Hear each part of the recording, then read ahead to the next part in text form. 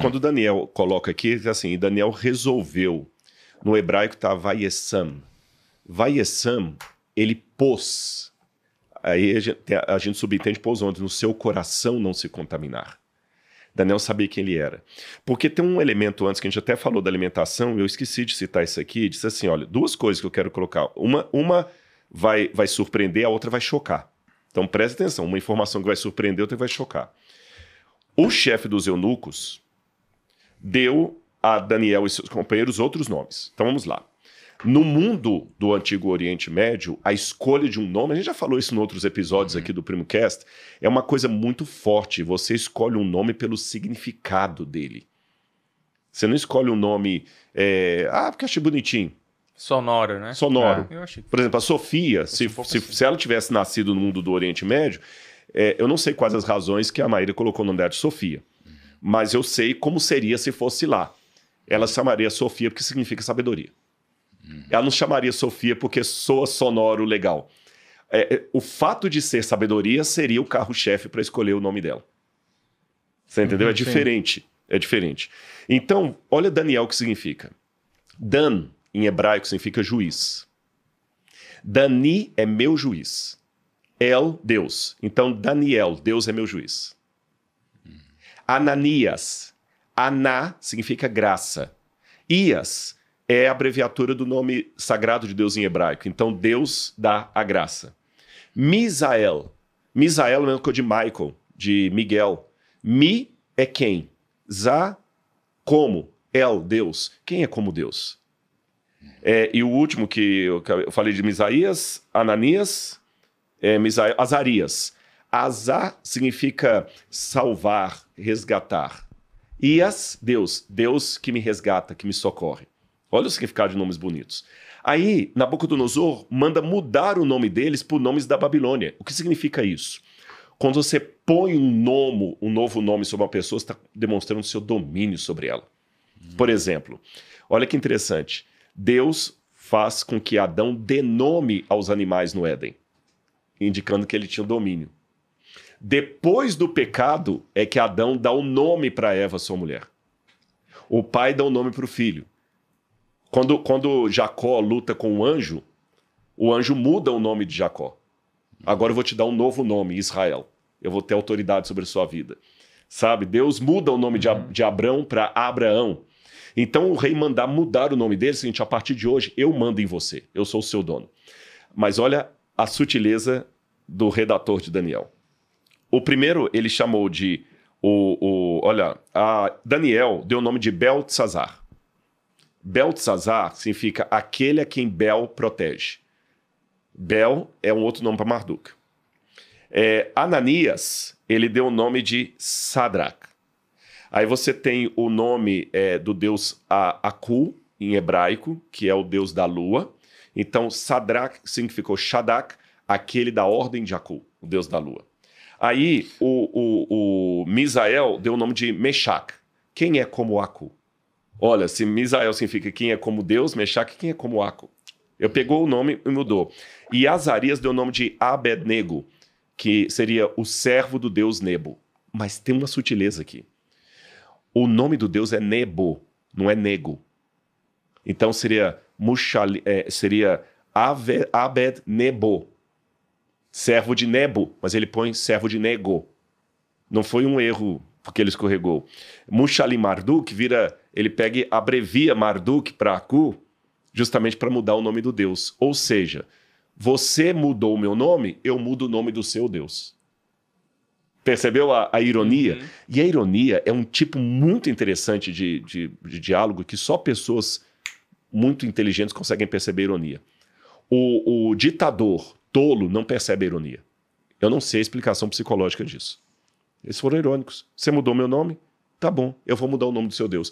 É mais ou menos isso que aconteceu em alguns grupos negros da África que foram obrigados a falar a língua do colonizador. Existem estudos muito interessantes nisso, baseado em Baba. Por exemplo, a maneira, o crioulo. O crioulo é uma forma errada de falar o português ou o francês, uma forma de protesto. Até o sotaque de alguns povos, como de Moçambique, de Angola, é um sotaque de protesto. O crioulo é uma maneira de mesclar a língua do colonizador. Eu vou falar, mas eu vou falar do meu jeito. É a resistência. E a última informação que eu queria dar aqui, essa aqui vai ser pesada. Eu falei que uma vai ser curiosa, a outra vai ser pesada. Quem que ficou cuidando de Daniel e seus companheiros? O chefe dos eunucos. O que é um eunuco? É o cara... É o cara que você... Aí, eu vou falar uma coisa que eu não é uma certeza para longe de qualquer questionamento, mas é uma hipótese que muitos comentaristas trabalham com ela, como por exemplo Jacques Ducan, um grande biblista. Quem é o chefe dos enfermeiros? Quem está sob a tutela do chefe dos enfermeiros? O enfermeiro. Se você tem a repartição aqui, e quem é o meu chefe? O chefe do TI? É porque eu trabalho no TI. Quem que é o meu chefe? O chefe do suporte. É porque eu trabalho no suporte. Quem é o meu chefe? O chefe dos eunucos. É porque eu também sou eunuco. Por que Nabucodonosor levou aqueles jovens ali? O Tiago colocou muito bem com a empresa. Agora eu vou colocar isso num mundo mais agressivo, que é o mundo da época. O rei, quando ele conquistava um povo, ele queria as melhores mentes ali para trabalhar para ele. Isso é normal, não é só no mundo dos negócios, não, na guerra também. Na época da Segunda Guerra Mundial, muitos alemães que fugiram de Hitler, Estados Unidos recebeu todo mundo.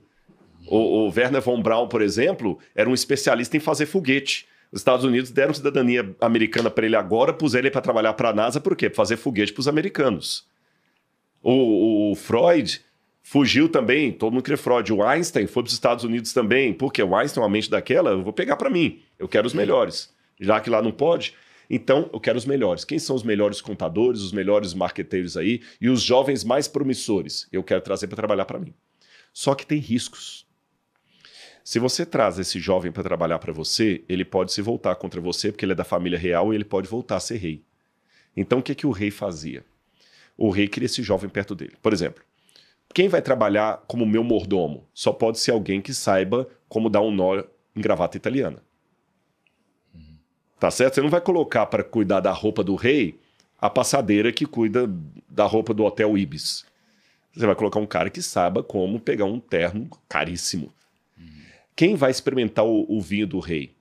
Só pode ser alguém especializado em vinho que consegue perceber que a textura está diferente ou que o vinho está contaminado. Interessante. Então tinha que ser alguém da elite. Quem vai poder jogar xadrez com o rei? Somente alguém que acostumou com aquele tipo de jogo desde a infância. Só que você coloca um jovem bonito desse na sua casa, você tem filhas, você tem esposa, você corre o risco de ter uma traição. Você vai trazer um cara bonitão para sua casa?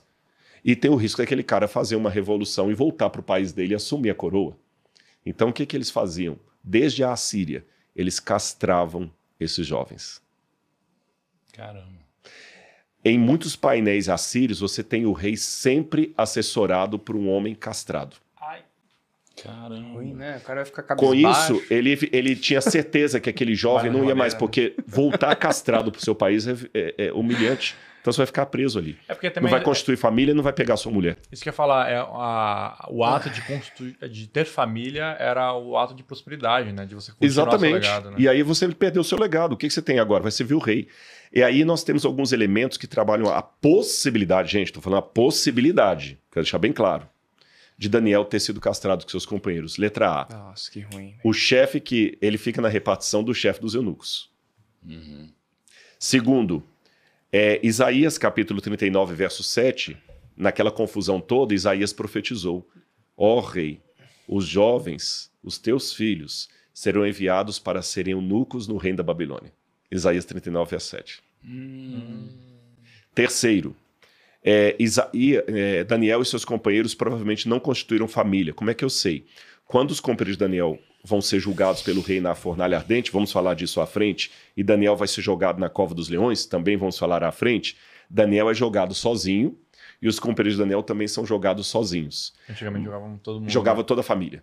Tanto é que quando eles vão jogar, os inimigos dos companheiros jogam com as esposas e filhos. Então eles não tinham, porque foram sozinhos. Tá certo? Então, esses elementos nos levam a trabalhar com a possibilidade de Daniel ter sofrido essa mutilação. Aí pensa a cabeça dele se sentindo até traído por Deus, né? Porque o Nabucodonosor só veio Porque o povo de Israel quebrou a aliança. E o profeta falou, se vocês quebrarem a aliança, eu vou mandar os babilônios.